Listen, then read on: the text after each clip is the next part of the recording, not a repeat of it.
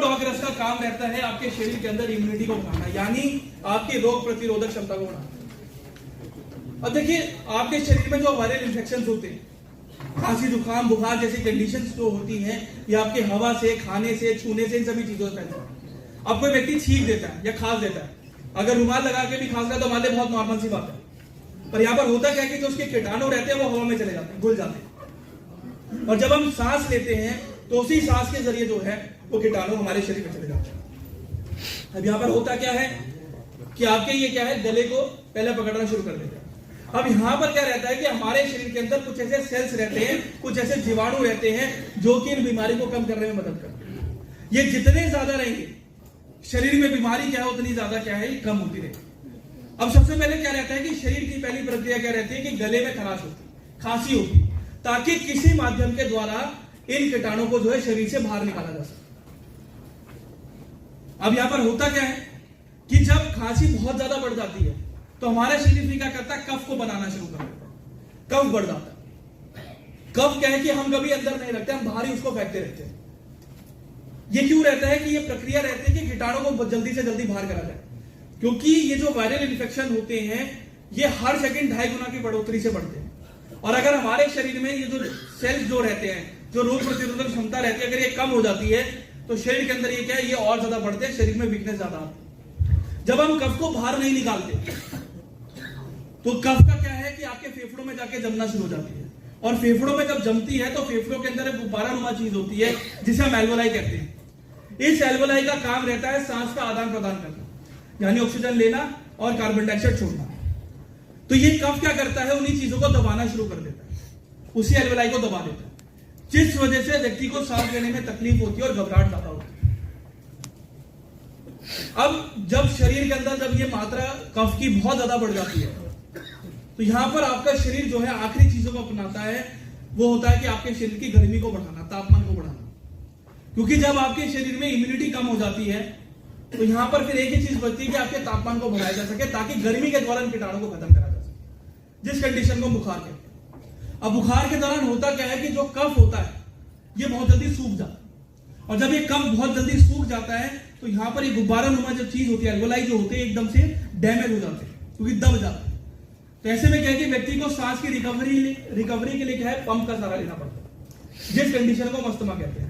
और ऐसे में जब खांसी बहुत ज्यादा बढ़ जाती है, छाती में जलन होती है, काली खांसी जिसको हम कहते हैं, वो ट्यूबरक्लोसिस या ब्रोंकाइटिस की समस्या होती है। तो ऐसी कंडीशंस ना बने तो वहां पर जो है आपका इम्यूनोडॉगरस बहुत अच्छा काम करता है। इम्यूनोडॉगरस के अंदर जैसे आपका सेब है, सेब फाइबर से भरपूर मात्रा में होता है, आपके शरीर में गंदगी को बाहर करने में मदद करता है। उसी के साथ साथ कोकुम इसके अंदर डाला गया है। कोकुम का काम रहता है आपकी पाचन क्रिया को मजबूत करना। जो शरीर के अंदर भूख नहीं लग रही थी, आपकी इम्यूनिटी जो डाउन जा रही थी, तो वहां पर कोकुम क्या करता है, आपके शरीर में पाचन क्रिया को एनहांस करता है, ताकि आपके शरीर में जो खाना खाया जा रहा है उसकी पाचन क्रिया के दौरान जो पोषक तत्व है ज्यादा मात्रा में शरीर में सप्लाई, ताकि ताकत ज्यादा बने। उसी के साथ साथ में पुनर्नवा डाला गया। पुनर्नवा का काम रहता है आपके शरीर में एंटीऑक्सीडेंट की सप्लाई को बढ़ाना, आपके शरीर में सेल्स को बढ़ाना, ताकि इनसे जो होने वाली जो समस्या है, आपके कफ बनने की, आपकी खांसी बार बार होने की, इन चीजों को कम करा जा सके। जितने ज्यादा हमारे शरीर में सेल्स बनते जाएंगे उतना कम हमें बुखार जैसी कंडीशंस बनेगी, उतनी कम जो है हमें खांसी होगी, उतना कफ क्या हमारा कफ बनेगा। तो इस वजह से पुनर्नवा डाला गया, और साथ ही साथ में मुलैठी डाली गई है जो तासीर में गर्म होता है, तो कफ को निकालने में, बाहर करने में जो है काफी ज्यादा मदद करती है। इसका इस्तेमाल जो है आपको 20 से 25 ml करना है दिन में 2 बार खाना खाने के बाद, आधे घंटे बाद, 1 घंटे बाद आप इसका इस्तेमाल कर सकते हैं। कॉम्बिनेशन की बात करें तो देखिए, जिनको भी शुरुआती लक्षण होते हैं अस्थमा के, टीबी के, ब्रोंकाइटिस के, तो वहां पर हम क्या कॉम्बिनेशन दे सकते हैं। तो सबसे पहले आपको इम्यूनोडॉगरस का इस्तेमाल करना है, ठीक है। उसी सेम मात्रा में आपको अस्थमा डॉग का इस्तेमाल करना है, ठीक है। अस्थमा डॉग के साथ आपको कफ डॉग का इस्तेमाल करना है 15 से 20 ml दिन में 2 बार खाना खाने के बाद। उसी के साथ साथ जो है आपको जिंक टैबलेट का उपयोग करना है।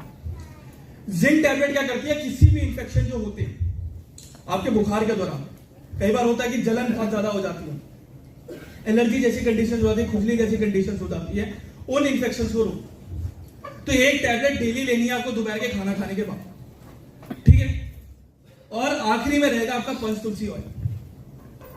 पंच तुलसी बेसिक काम क्या है कि एंटीऑक्सीडेंट बूस्टर रहता है और आपके शरीर में सेल्स जो आपके खत्म हो जाते हैं उनको नया बना के जो है रिपेयर करता है, ताकि शरीर के अंदर जो भी आपके गले से जो होने वाली दिक्कतें हैं, आपके फेफड़ों में जो दिक्कतें आ रही है, इन्फेक्शन होती है, उसको कम करता है।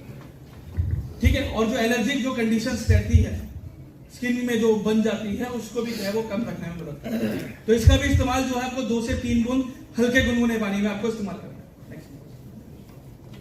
देखिए परहेज की बात करें तो परहेज यहां पर क्या करना है, तो सबसे पहले आपको दूध का सेवन नहीं करना है। ठीक है, दूध नहीं पीना है, चाय नहीं पीनी है, उसकी जगह आप हर्बल टी ले लीजिए। ठीक है, कई बार होता है चाय बहुत ज्यादा एसिडिटी क्रिएट कर देती है, तो वो भी नुकसानदायक है, तो हर्बल टी ले लीजिए, वो अच्छी रहेगी। हर्बल टी के अंदर से इलायची वगैरह जो तासीर में ठंडी रहती है, जो कि चाय से होने वाली जो एसिडिटी लेवल है उसको कंट्रोल करती है।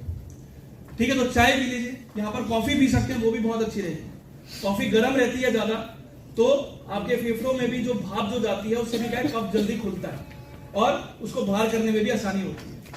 और पतला खाना खाना, दलिया हो गया, खिचड़ी हो गया, हल्का मतलब बिल्कुल। ठीक है, दलिया, खिचड़ी, पोहा, ये सभी चीजें खाते हैं। ठीक है, ये क्या है कि खाना जो है आसानी से पच भी जाता है और शरीर में भी क्या है, ताकत भरपूर मात्रा में देता है। तो खिचड़ी, दलिया, पोहा, ये सभी चीजें आप इसको डाइट में ले सकते हैं। पानी पीते रहिए, गुनगुना पानी पीजिए, तुलसी डाल के आप जो है दिन में 2 बार 3 बार जो है इसको रेगुलर पीते रहिए। ठीक है, यही परहेज रखना और खट्टी चीजों का उपयोग नहीं करना, खट्टी चीजें नहीं खानी। ठीक है, नींबू हो गया, ठीक है, फल वगैरह हो गए, ये चीजें आपको थोड़ी सी यहां पर अवॉइड। सभी को आगे समझ। नेक्स्ट बढ़ते नेक्स्ट आते हैं डायबोडॉक रस। डायबोडॉक रस का काम रहता है आपकी शुगर लेवल को कंट्रोल करना। अब शुगर लेवल की बात करें तो देखिए, डायबिटीज जो होती है यानी शुगर की जो प्रॉब्लम्स रहती है वो 3 तरह से बढ़ती है। एक होती है आपकी टाइप 1, एक होती है टाइप 2 और एक होती है जेनेटिक।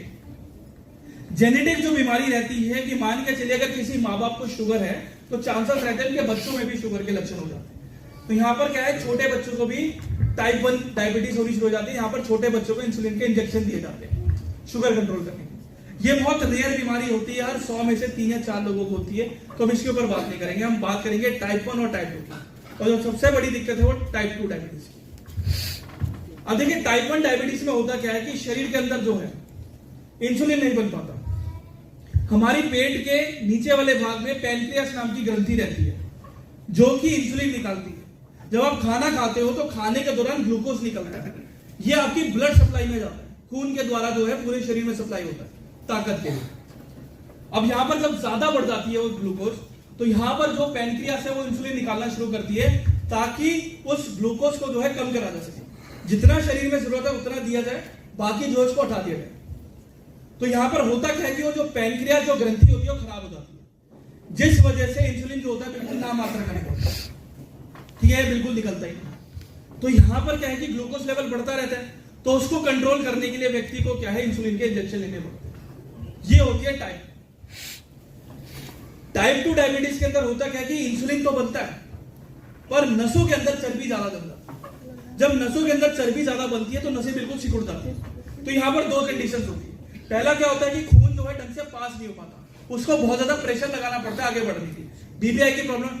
दूसरा क्या है कि जो इंसुलिन रहता है, जब ब्लड प्रेशर इतना हाई हो जाता है तो इंसुलिन क्या है ढंग से फ्लो नहीं कर पाता है। तो वहां पर जब ये ब्लॉकेज होती है, दीवार रहती है ये चर्बी की, तो वहीं से टकरा के दोबारा अपनी जगह पे चले जाता है।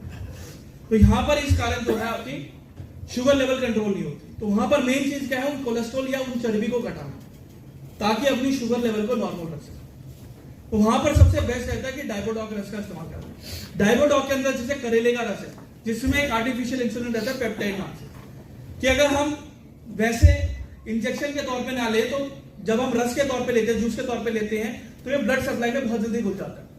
तो पेप्टाइड क्या करता है कि जब आपकी इंसुलिन शरीर में नहीं जा रही तो एक आर्टिफिशियल नेचुरल तरीके से जो है करेले का रस इंसुलिन को पूरी करता है ताकि ब्लड शुगर लेवल को मेंटेन करा जा सके। उसी के साथ साथ जामुन जो गुरमा जो होते हैं ये कोलेस्ट्रॉल लेवल को मेंटेन रखते हैं ताकि जो नसों के अंदर जो ट्राइग्लिसराइड बढ़ा हुआ है या एचडीएल बढ़ा हुआ है उसको कम करा जा सके, ताकि तो ब्लड प्रेशर नॉर्मल आए, नसें जो सिकुड़ रही हैं उसको नॉर्मल करा जा सके और जो इंसुलिन का जो लेवल है उसको भी मेंटेन करा जा सके।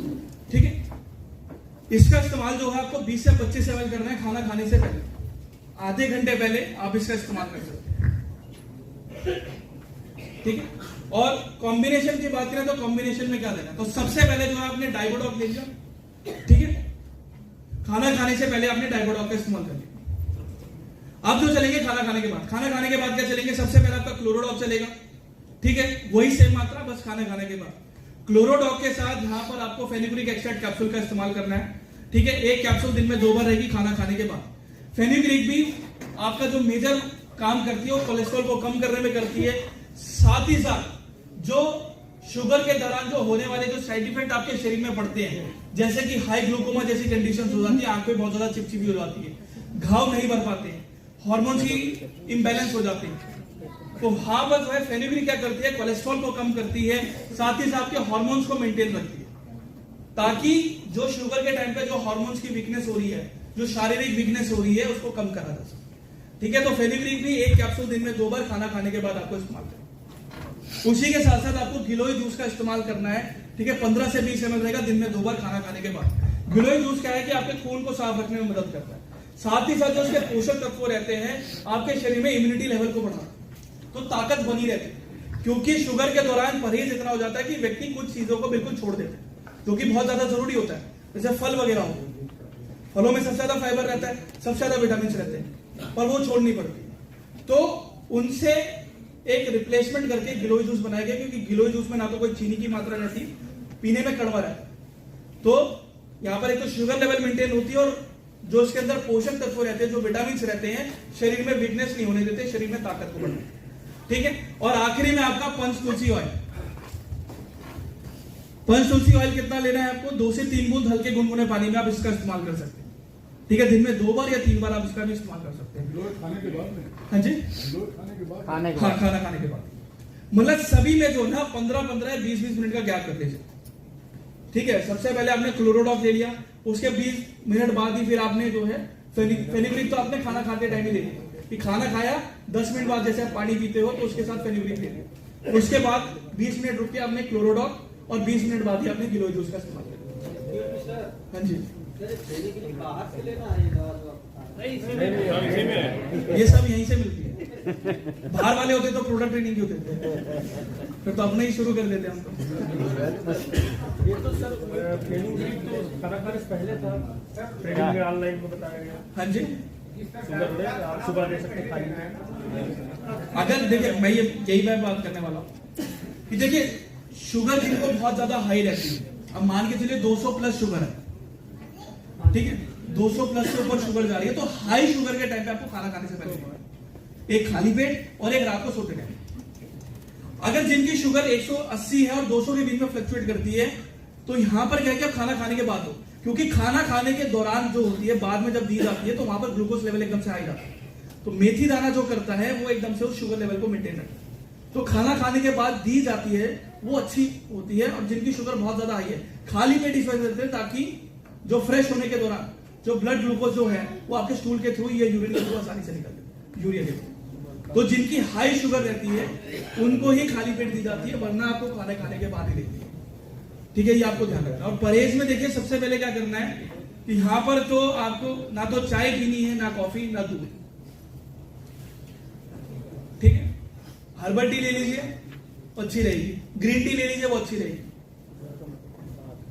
ठीक है, क्योंकि ना तो उसमें कोई टैनिन रहेगा, ना कोई फ्लेवोनॉइड रहेगा। उसी के साथ साथ जो है आटा चावल बिल्कुल कम करना है, आटे की जगह बेसन की रोटी खाइए, ठीक है, बेसन का चीला बना लीजिए, बेसन की रोटी खा लीजिए, ज्वार की रोटी खा लीजिए, बाजरे की रोटी खा लीजिए, आटे से काफी अच्छी रहेगी। चावल जो है आपको हफ्ते में 2 दिन कर सकते हो, 1 कटोरी से ज्यादा नहीं होनी चाहिए। बाकी हरी सब्जी खाते रहिए, ठीक है, जो नॉर्मल डाइट चल रही है। और खाना खाने के बाद जो तुरंत से बिस्तर में नहीं बैठना, जैसे ठंड में रहता है ना कि ठंड के टाइम पे क्या रहता है, व्यक्ति को बिस्तर पे खाना दे दो और खाना खा दे तुरंत सो गए, ये चीजें नहीं करनी।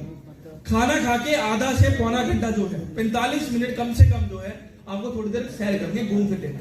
इससे होगा कि जब आप घूमते फिरते हैं तो शरीर में गर्मी बनती है, इस गर्मी के दौरान आपका मेटाबॉलिज्म काम करता है, जिस वजह से खाना जो है पचता है और जो चर्बी जो होती है वो आपकी कम होनी शुरू हो जाती है। तो खाना खा के जो है तुरंत बिस्तर पे न जाके थोड़ी देर आपको घूम फिर लेना, ठीक है। और फलों की बात करें तो फलों के अंदर पपीता हो गया, अमरूद हो गया, अनानास हो गया, आप ये चीजें खा सकते हो, ठीक है, बाकी फलों के अंदर जो है शुगर लेवल ज्यादा होती है तो हम वो रेकमेंड नहीं करते। शुगर कहाँ होती है? ठीक है, तो ये चीजें आप डाइट में रखें। शेव नहीं लेना है। हाँ जी, शेव नहीं लेना है। नहीं सेव नहीं।